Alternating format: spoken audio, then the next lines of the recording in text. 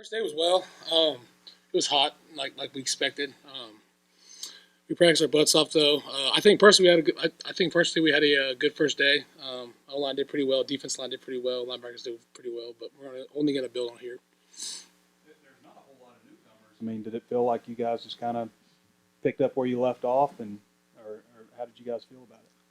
Yes, that's one thing coming back this fall camp is we felt like we just kind of continued the process. We wasn't like we restarted anything, left off where we or started where we left off, and just really excited with all the young guys coming in. Felt like everyone just kind of jumped in.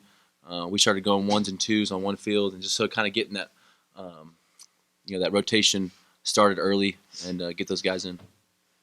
Both of you, how much do you feel like this first practice is about setting expectations for the rest of the camp? I think it does. I think you do have to set expectations, but I think it's also first day. I think you need to get all like the stuff out of the way for the first day, so you can build on having stacking good days throughout the rest of camp. Yeah, I mean it's important for us to set the standard, especially for the younger guys coming in, showing them that when you get tired, it is hot. They got to push through that. Everyone in the country is dealing with it, and so we just got to continue to push. And whenever we do get tired, continue to lean on our teammates, encourage them, and make sure that we're building off of each other. You guys are both involved in where Arkansas football was to where it is. What does it take to go to another level? Where do y'all have to improve to go beyond 9-4? Yeah, I mean, there's always building blocks to get to those 10 wins, 11 wins, 12 wins, and I think that it starts in the off season. I think there's a certain level of work that you have to do early on in the year to get you into the point where you can get to those 10 wins. But I think that we have such a good group, and we know what it takes to get to 9. And there's a lot of things that we could have cleaned up from last year. So this fall camp, it's really looking back from last season. What did we need to work on? Continuing to fix those mistakes, but also grow as a team and just continue to get closer. I would say, we tasted success last year. Obviously, we went 9-4, so we know what it takes to get there. And I think doing the little things better will take us above that 9-4 barrier right there. Just keep working on the little things. Ricky, when we were watching you, Coach Kennedy was putting a lot of emphasis on second step. From your perspective, can you kind of analyze that for us? And then Sam was in here talking about, he said Cody Kennedy is a better teaching coach than he is. What have been your thoughts of working with him for the last year or so? Yeah, so the second step thing, he's talking about a down shoulder. He was telling me my feet were going, my second step was going backwards when it should go up the field, so he was correcting me on that. Coach Kennedy's awesome. He's a player's coach. We love him. We can talk to him whenever we want. He just does a great job out there. I mean, having a coach you can talk to, and it's not just a coaches players relations. It feels like a good relationship. It's awesome. So. Yeah, I guess just for both of you guys, what do y'all think of Isaiah Nichols' prospects in the middle of the D line and just being a guy who can lead and be productive?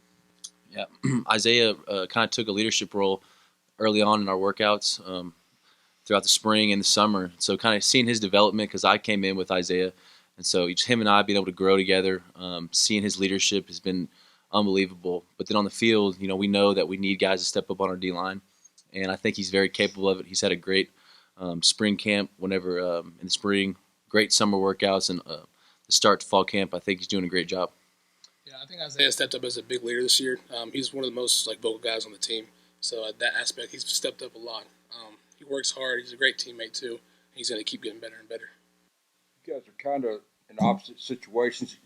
Linebackers, the experienced ones are gone from last year, except you, Bumper. But you've got really pretty good numbers there with Drew and the younger guys. Mm-hmm. And then with you lost Myron Cunningham, but everybody else is back and been pretty much the same unit for a couple of years. Can you guys just talk about maybe the left tackle and just the younger guys like Crawford? He said Manuel did well today. Mm-hmm. Can you just talk about how the other linebackers are coming along, Bumper? Mm-hmm.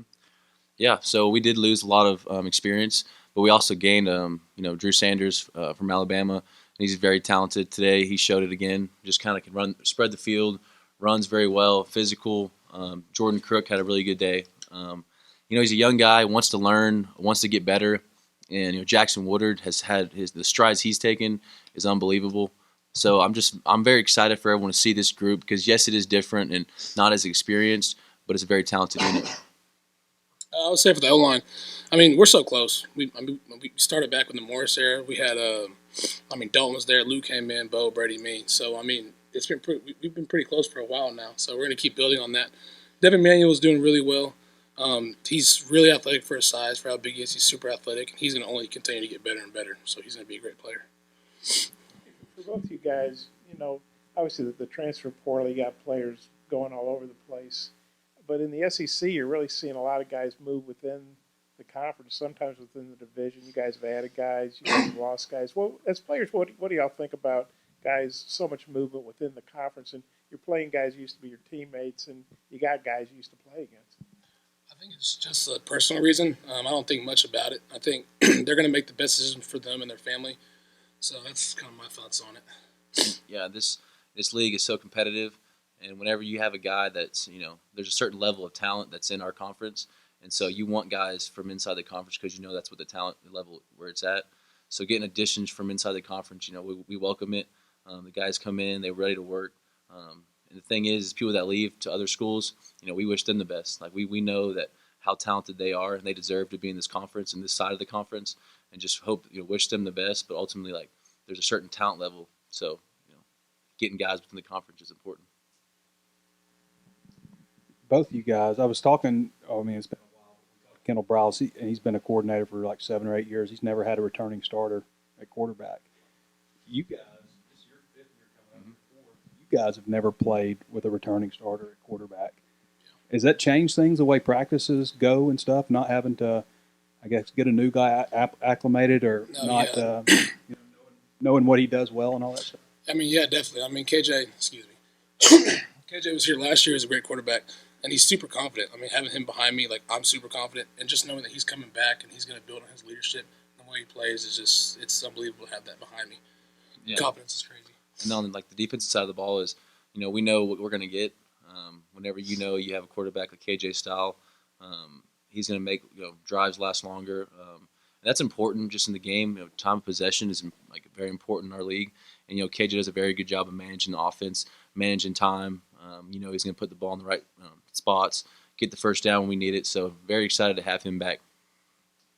Just in addition to that, with you being a center and you being a linebacker, you guys are right up the middle. Jalen's right up the middle safety. And you guys are all leaders and veteran players. How important is that to have that, like guys that kind of see the field and everything and, can correct things, and guys that are returning players? I think it's pretty important, and we're all old too, so I think that's pretty important. We also have leaders like Dalton Wagner. We have Brady Latham, Bo Limmer. Those guys are leaders. There's a bunch of other leaders on the defense too. There's more leaders than just us, I would say. I would say this team is rising with leaders. Yeah. And being able to, we know where this game starts. It starts in the trenches, and be able to have older guys in the middle and work your way out is important. Every single position group, I feel like we have, like Ricky said, leaders to take those groups and continue to show them the way. And so we just continue to get guys on that same page. There's a lot of upside to it. Ricky, Rocket's gotten a lot of work with the one since spring and camp now. What do you think of his game, where he's good, and then could you speak to the depth at tailback? Yeah, Rocket's a phenomenal player. He's one of the most sculpted backs I've seen. He's huge. He can run the ball. He can run down your throat. He's fast too. I just see a lot of upside with him and potential.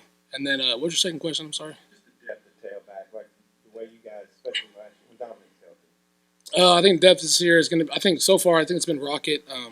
Honestly, I don't remember because it was the first day today, but I seen Rocket back there, and I can't remember the other one. I'm sorry.